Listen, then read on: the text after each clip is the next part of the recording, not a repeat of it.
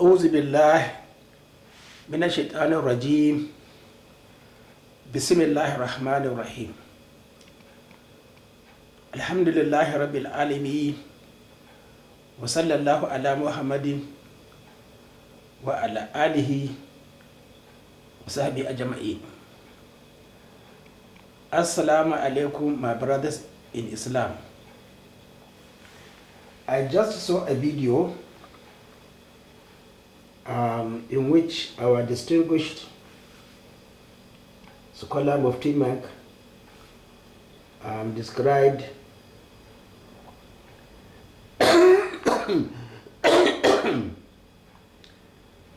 as captioned simple explanation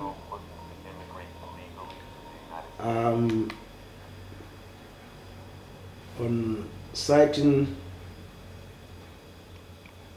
the Crescent. He defended Saudi Arabia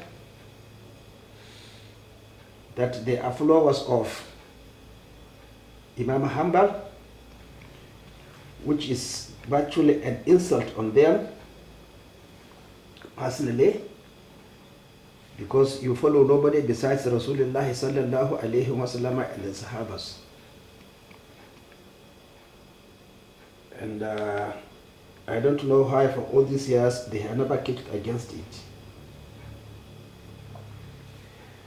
I have been trying to understand Islam since I was a student, from 1960 to today.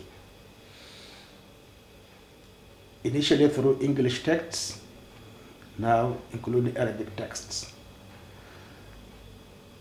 And I was amazed by the word Qura University.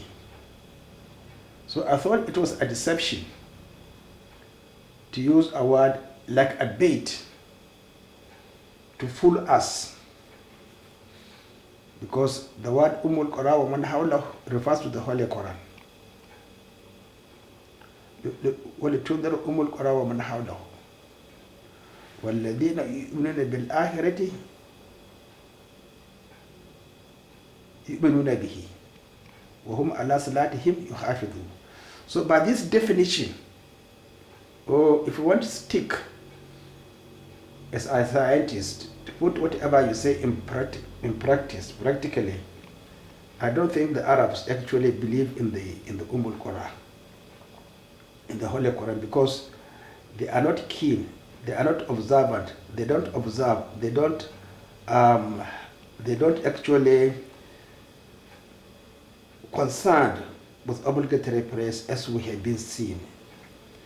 And if I'm the only one, I'm grateful to Allah subhanahu wa ta'ala, because an Arab is not superior to an Arab in Islam except by taqwa. And one of the taqwas is to ensure that you observed your obligatory prayers according to the Sunnah of Rasulullah sallallahu alayhi wa sallam, down to the Sahabas. So clearly, I don't think those who claim to be followers of Imam Hanbali have read completely his 27,500, I think 17 or 18 hadith. You can't make mistake. You can't entertain opinion. And you can't entertain disagreement. It is one of the best books ever written on the Sunnah of Rasulullah sallallahu alayhi wa sallam. And I'm sure the Arabs do not read it. I don't think even those who scholars say, let us begin from Ibn Hazm, have completely read the release of Imam Ahmed. But you see, there's freedom. If you want to enter paradise, you must be alone, and you must understand Islam. The Qura University, I trace its history, and a lot of Western scholars, non-Muslims, in some releases, they said it's just like a shadow. I mean, it's there, but you see, it is silhouette. So, but it has gained popularity because simply it is in Saudi Arabia. I think it's in Mecca or Medina, I don't know. And that they use it actually to propagate innovation, not anything else. That is the truth about it. So, we participated in ICOP. And everybody agrees that. They never even, as he said, invited anyone to believe in what they are saying on the calendar. Astronomical crescent sighting. No, they say it is not meant for Muslims to follow. It is for their own personal, local, and the customary activities. But because of the immense, I don't know whether our leaders are bribed to support it or what, I don't know. But because of the immense innovation and the intellectual enslavement, anything that comes, we said, at Saudi Arabia, that is Angel Gabriel. Not even Muhammad Rasulullah sallallahu alayhi wa sallam. Angel Gabriel accept it without any second thought. So, it is wrong. There is nowhere from Imam Ahmed why he says you should use aids in citing the crescent. And one of his brilliant teachers, in his book Fatawa, Ibn Taymiyyas clearly described the stages and how to search for the crescent. And he emphasized the hadith that you must observe it by the naked eye, or else you calculate it,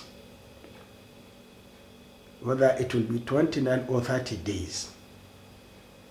And this calculation is actually the art of, can I say the Arabs? No, the Babylonians, because Prophet Ibrahim alayhi salam was in Babylon, who was in Babylon when he had his faith based on the appearance, sighting of stars, the moon and the sun. So they knew their art very well. So for Mufti Menk to say that, to appreciate what the Saudis is doing definitely is a joke, a mockery. He should repent.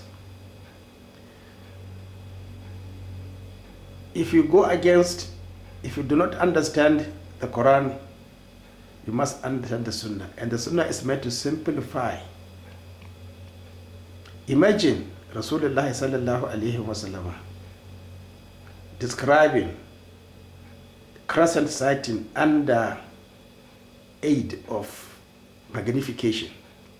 That definitely Abu Jahl and others could have enjoyed striking Muhammad Rasulullah as a sorcerer. So this thing should be dropped. Anybody who reads the fatwa of Ibn Taymiyyas will never make a mistake on crescent sighting.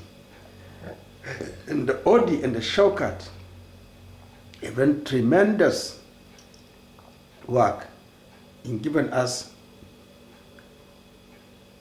scientific methods, understanding and ensuring us that the crescent is invisible, but visible with the naked eye, or to be visible with optical aid. So this is what we don't agree on. And we want to insult Muhammad Rasulullah sallallahu alayhi wa sallam. That yes, it is all the same. If you see it with an optical aid, it is like you seeing it with the naked eye. I think this is an insult, and not the Sunnah and the practice of the Sahabas. we know it happened in the time of Abdullah ibn Abbas. So what are we saying? And this crescent is first sighted from west, not from east. So there can be 2 days actually of crescent sighting plus more. The first was always seen in the Pacific Ocean, west of the west coast of the United States of America. Then the next day,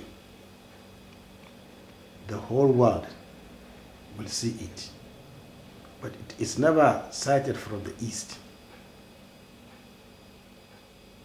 We must understand that because the east is where the sun and the moon begins their journey, so you can't see it.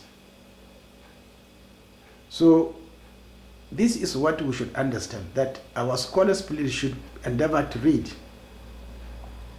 And I insist that if you are a scientist, you stand a better chance of understanding Islam than non-scientists.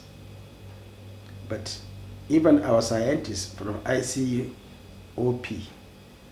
I understand most of them don't understand the Sunnah. I was a very active contributor until I dropped out, because I think I have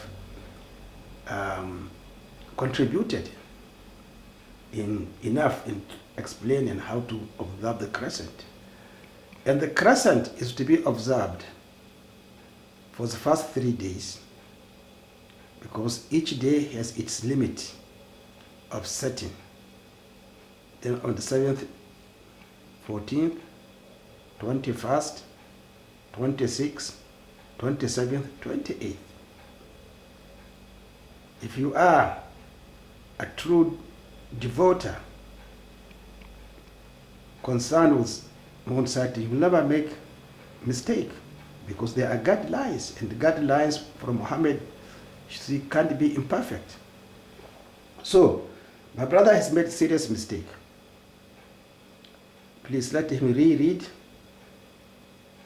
and then stop meddling on what one doesn't know. I hope I have expressed myself. Assalamu alaikum.